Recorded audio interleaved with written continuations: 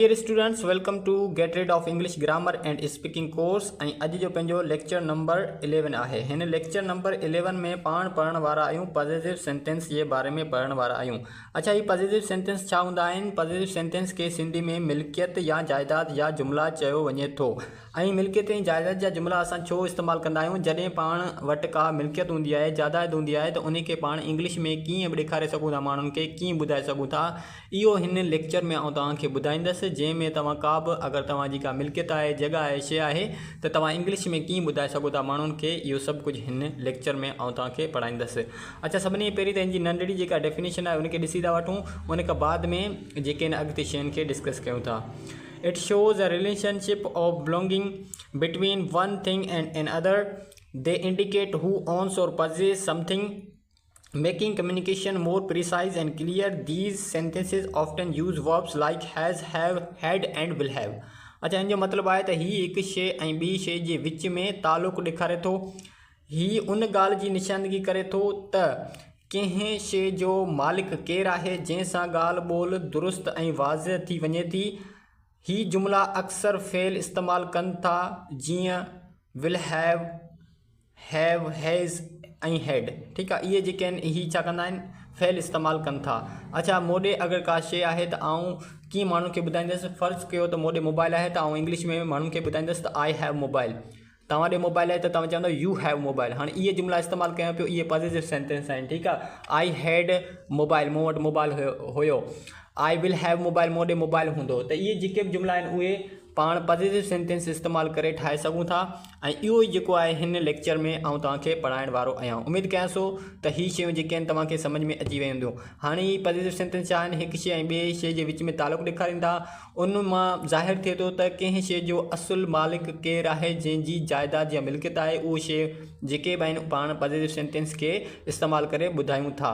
अच्छा, सभिनी पहिरीं त पॉजिटिव सेंटेंस ॾे वधण खां पहिरीं जेके आहिनि कुझु तव्हांखे शयूं लाज़मी क्लियर कराइणा आहिनि, छो त उन खां बाद में जेके आहिनि तव्हांखे इहे शयूं सम्झ में ईंदियूं। पहिरियां बि जेके आहिनि आउं तव्हांखे कुझु शयूं पढ़ाए आयो आहियां। फॉर एग्ज़ाम्पल त जेको आहे वाट इज़ सब्जेक्ट, त वाट इज़ सब्जेक्ट में जेको आहे आउं तव्हांखे पहिरियां बि पढ़ाए आयो आहियां त सब्जेक्ट आहे छा। उन खां बाद में सब्जेक्ट जी सिंधी छा आहे, त सब्जेक्ट जी सिंधी जेका आहे उहा फाइल आहे। ठीकु आहे, सब्जेक्ट्स यानी फाइल। अच्छा, हाणे सब्जेक्ट छा हूंदा आहिनि? What is subject, what is subject. Subject छा आहे? यानी जुमले में कमु करण वारे खे सब्जेक्ट चइबो आहे, या जुमले में जंहिंजे बारे में ज़िक्र कयो वञे उनखे सब्जेक्ट चइबो आहे। इहा ॻाल्हि पहिरियां बि जेके आहिनि फर्स्ट लेक्चर मुंहिंजो हुयो उन में मूं तव्हांखे ॿुधाई हुई। उन खां बाद में शी इज़ डॉक्टर, हू डॉक्टर आहे। वी हैव मनी, असां वटि पैसा आहिनि। यू हैड हॉर्स, तो वटि घोड़ो हुयो।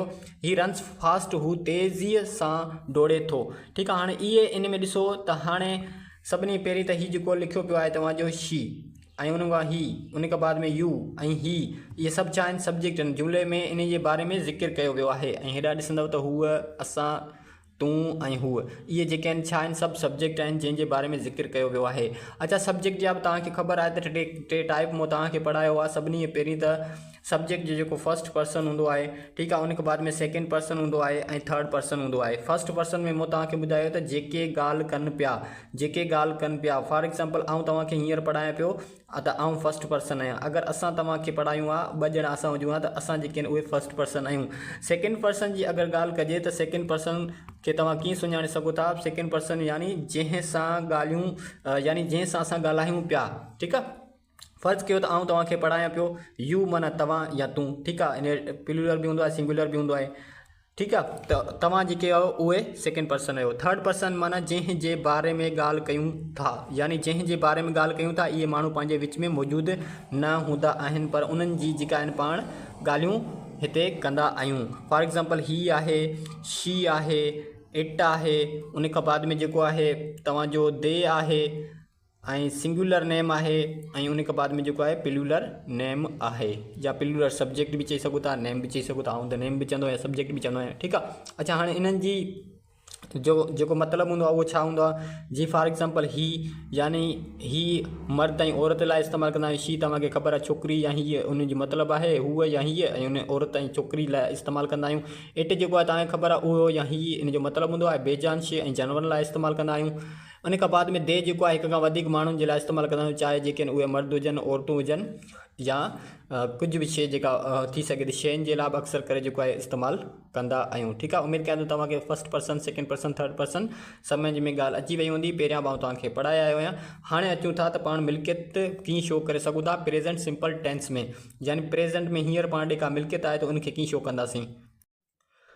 अच्छा, सभिनी खां पहिरीं तव्हांखे छा करिणो आहे त जॾहिं बि तव्हांखे जुमिला ठाहींदव प्रेज़ेंट सिंपल टेंस जा, त उन में तव्हां हैज़ हैव लॻाईंदव। प्रेज़ेंट सिंपल टेंस मतिलबु ईअं चवां पियो, मुंहिंजे चवण जो मक़सदु ईअं आहे त जीअं तव्हां प्रेज़ेंट में का पंहिंजी मिल्कियत ॿुधाईंदव त तव्हां हैज़ ऐं हैव इस्तेमालु कंदव।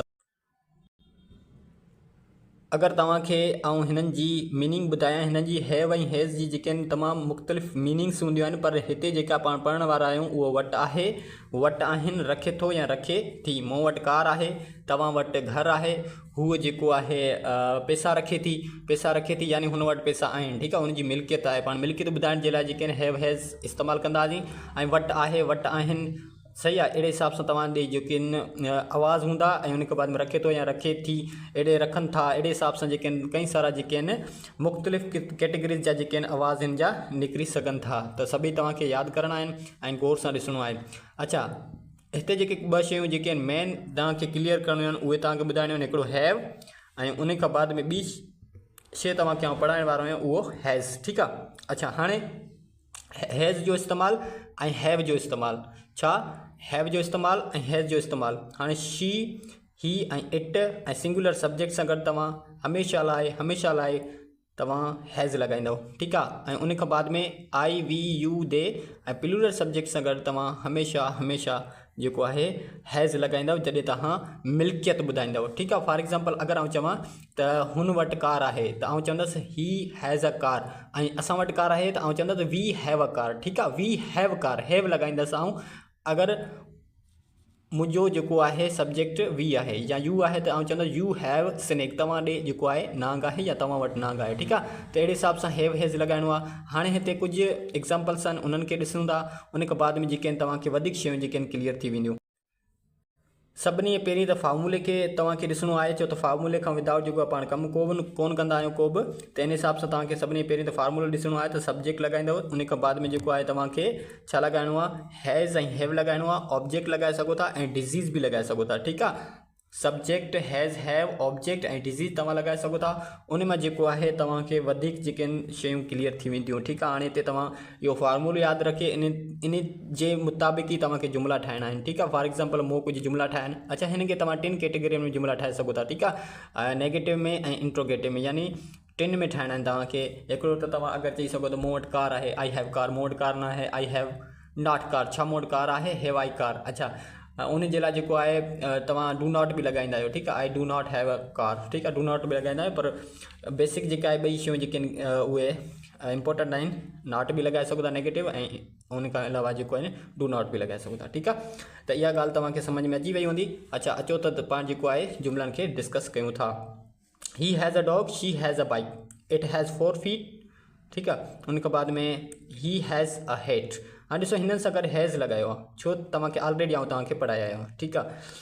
उन खां बाद में आई सां गॾु हैव लॻायो आहे, यू सां गॾु हैव लॻायो आहे, ऐं वी सां गॾु जेको आहे हैव लॻायो आहे। चओ त we have flu, you have virus, I have headache, she has fever, he has disease ऐं शी हैज़ अ नोटबुक। त इन जो मतिलबु बि जेको आहे सिंधी में ॾिसो कीअं निकिरे थो। हिन वटि हिकु कुतो आहे, हिन वटि हिकु जेको आहे साइकिल आहे, हिन खे 4 जेके आहिनि पेर आहिनि, ऐं उन खां बाद में हिन वटि टोपी आहे, हिन वटि हिकु नोटबुक आहे, हिन खे बीमारी आहे, हिन खे बुखार आहे, मूं खे सरदर्द आहे। ठीकु आहे। उते मथां वरी मूं वटि बुखार आहे ईअं न लिखिजो तव्हां। ठीकु आहे। मूं खे बुखार आहे ईअं थींदो असुलु जुमिलो सिंधी में। ठीकु आहे। बुखार बि हिकिड़ी मिल्कियत आहे जेको तव्हां में हूंदो आहे। ठीकु आहे। तव्हांखे वायरस आहे ऐं असांखे ज़ुकाम आहे। ठीकु आहे। उमेदु कयां थो तव्हांखे ही प्रेज़ेंट में यानी सिंपल तव्हांखे सम्झ में अची विया हूंदा। हाणे नेगेटिव जुमिला ठाहिण जे लाइ सभिनी खां पहिरीं तव्हांखे छा करिणो आहे उहो डिस्कस कयूं था। हाणे नेगेटिव ठाहिण जे लाइ सभिनी खां पहिरीं तव्हांखे सब्जेक्ट त सेम रहंदो। ठीकु आहे। उन खां बाद हैव, हैज़ ऐं नॉट 3 नंबर ते, ऐं ऑब्जेक्ट ऐं डिज़ीज़ वञी साॻी शइ लॻाइणी आहे। ठीकु आहे। हाणे हिते जेके आहिनि साॻिया जुमिला आहिनि, ही हैज़ ऐं नॉट जेको आहे मूं 3 नंबर ते लॻायो आहे हिननि सभिनी जुमिलनि में, नॉट यानी न। ठीकु आहे। हाणे he has not a dog, हिन वटि कुतो न आहे। She has not a bike, हिन वटि जेको आहे मोटर साइकिल न आहे। इट हैज़ नॉट 4 feet, हिन खे चार जेके आहिनि पेर न आहिनि। He has not a hate, हिन वटि जेको आहे टोपी न आहे। She has not a notebook, हिन वटि नोटबुक न आहे। He has not a disease, हिनखे जेका बीमारी न आहे। शी हैज़ नॉट फीवर, उनखे बुखार न आहे। आई हैव नॉट हेडेक, मूंखे मथे में सूर न आहे। उनखां बाद में यू हैव नॉट वायरस, तव्हांखे वायरस न आहे। वी हैव नॉट फ्लू, असांखे ज़ुकाम न आहे। ठीकु आहे, हीअ त थी विया तव्हांजा नेगेटिव। अच्छा, इंट्रोगेटिव जेॾी महिल ठाहींदव त उन में छा करिणो आहे, तव्हांजो जेको हेल्पिंग वर्ब, ठीकु आहे, हीअ जेके आहिनि हेल्पिंग वर्ब आहिनि, ठीकु आहे, हैज़ हैव, उहे शुरू में अची वेंदा। उनखां बाद में पंहिंजो ऑब्जेक्ट ईंदो ऐं उनखां सब्जेक्ट ईंदो। उनखां बाद में ऑब्जेक्ट ऐं पोइ तव्हां डिज़ीज़ या जेका बि मिल्कियत आहे तव्हां लॻाए ऐं जुमिले खे ठाहे सघो था। ठीकु आहे। अच्छा, हिन सभिनी सां गॾु जेको आहे हिकिड़ी सवाल निशान ईंदी आहे हिते, उहो ई वारी, ठीकु आहे। ऐं हिते ॾेई छॾियां सवाल निशान ईंदी आहे, छो त पाण सुवाल पुछा कंदा आहियूं हुननि में। ठीकु आहे, त हीअ सवाल निशान हिन में सभिनी जुमलनि में ईंदी। ठीकु आहे, उमेदु कयां त तव्हांखे इहे शयूं सम्झ में अचंदियूं हूंदियूं। अच्छा, हाणे हिते साॻिया जुमिला जेके आहिनि उहे पहिरियां वारा आहिनि, उनखे जेको आहिनि पाण छा कयूं था, डिस्कस कयूं था। अच्छा, हाणे जुमिला ॾिसो हिते त जेको आहे has he a dog, has she a bike, has it 4 feet, has he a head, has she a notebook, has he a disease, has she fever, have I headache, have you virus, have we flu. यानी छा जेको आहे हिन वटि हिकु कुतो आहे, छा हिन वटि साइकिल आहे, छा हिन खे जेको आहे 4 पेर आहिनि, छा हिन वटि टोपी आहे, छा हिन वटि हिकु नोटबुक आहे, छा हिन खे बीमारी आहे, छा हिन खे बुखार आहे, छा मूंखे मथे में सूर आहे या सरदर्द आहे, छा तव्हांखे वायरस आहे, छा असांखे ज़ुकाम आहे। ठीकु आहे, हिते ई थी विया। अच्छा, उन खां बाद में हाणे प्रैक्टिस शीट आहे। हाणे प्रैक्टिस शीट खे त तव्हांखे पढ़ण त उहे सिंधी अचे थी। ठीकु आहे, उन खां बाद में हिते जेके बि वर्ड आहिनि उहे बि लिखिया पिया आहिनि तव्हांजा साम्हूं, जेको आहे book, house, free country, pen, mobile, bag, जेके बि आहिनि तव्हांजा इहे लिखियल आहिनि। ठीकु आहे, उन खां बाद में हीअ प्रैक्टिस शीट खे तव्हांखे पाण पढ़ी ऐं पाण जेके आहिनि हल करिणो आहे। ठीकु आहे, ऐं एक्सप्लेन नथो करणु चाहियां। ठीकु आहे, उन खां बाद में आहे जी आंसर शीट, ऐं तव्हांखे सेंड करे छॾींदुसि। हाणे जेको आहे पास्ट में मिल्कियत कीअं ॿुधाए सघूं था।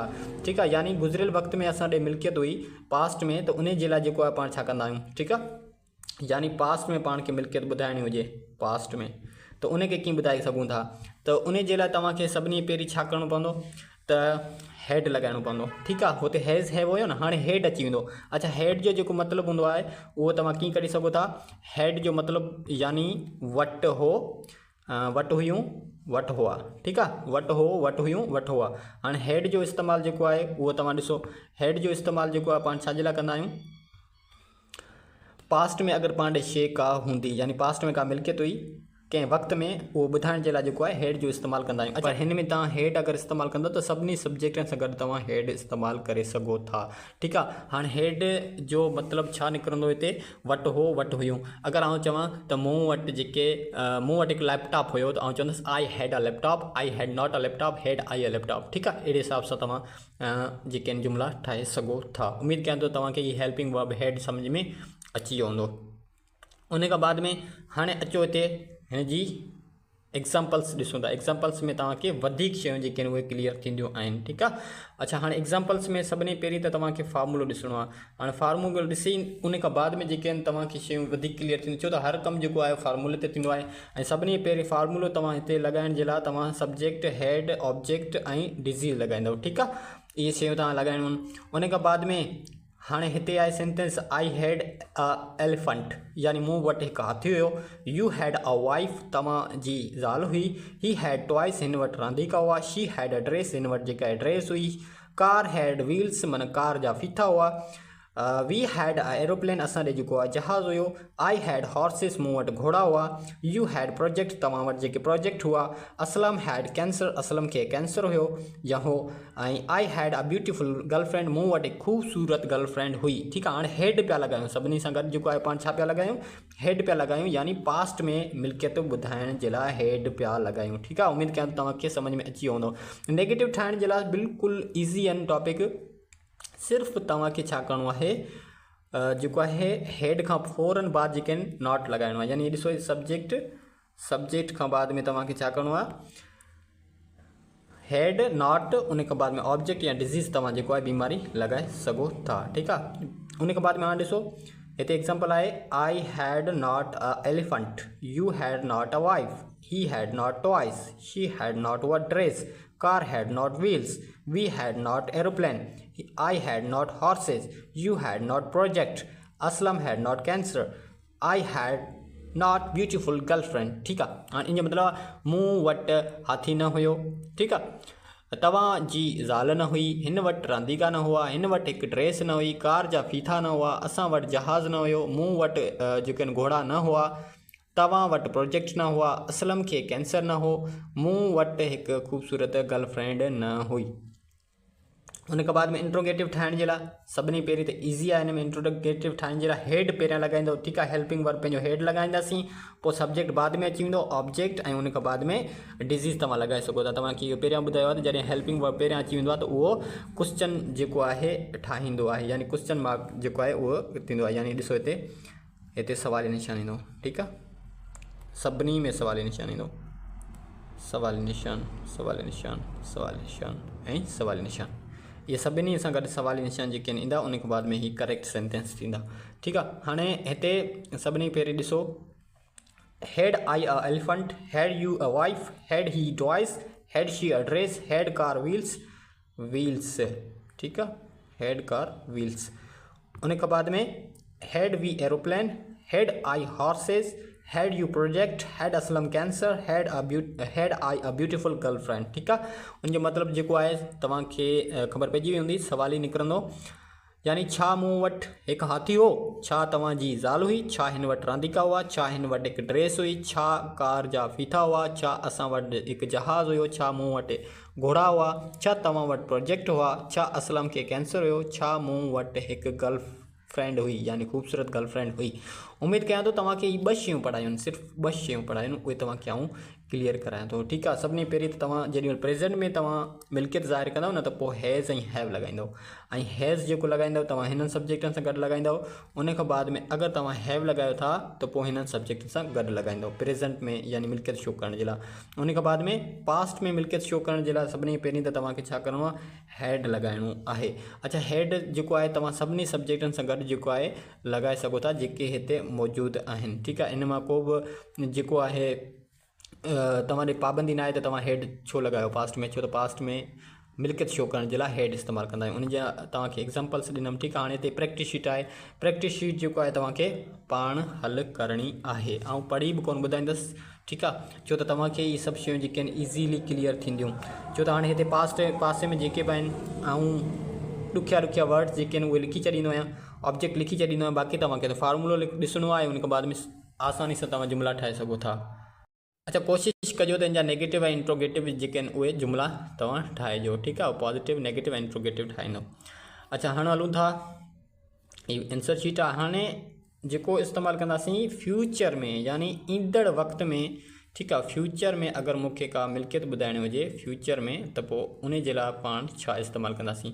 फ्यूचर में जॾहिं बि तव्हां का मिल्कियत ॿुधाईंदव त उते जेको आहे तव्हां छा इस्तेमालु कंदव, विल हैव इस्तेमालु कंदव, यानी इन जो हाणे सिंधी छा निकिरंदी, वटि हूंदो, वटि हूंदी, वटि हूंदियूं, वटि थींदो, वटि थींदा, अहिड़े हिसाब सां तव्हां जेको आहे विल हैव इस्तेमालु करे सघो था, विल हैव जो इस्तेमालु करे सघो था। ऐं बिल्कुलु ईज़ी आहे, टॉपिक अहिड़ो न आहे। जीअं तव्हां हेड जेको आहे, हेड ते का पाबंदी कोन्हे त सभिनी सब्जेक्टनि सां गॾु इस्तेमालु करे सघो था, अहिड़े हिसाब सां जेको आहे विल हैव ते बि का बि जेको आहे पाबंदी न आहे, तव्हां सभिनी सब्जेक्टनि सां गॾु इस्तेमालु करे सघो था, यानी तव्हां कंहिंसां गॾु ही सां, शी सां, इट सिंगुलर सब्जेक्ट, दे सां, प्लूरल सब्जेक्ट, इन सभिनी सां जेको आहे तव्हां इस्तेमालु करे सघो था।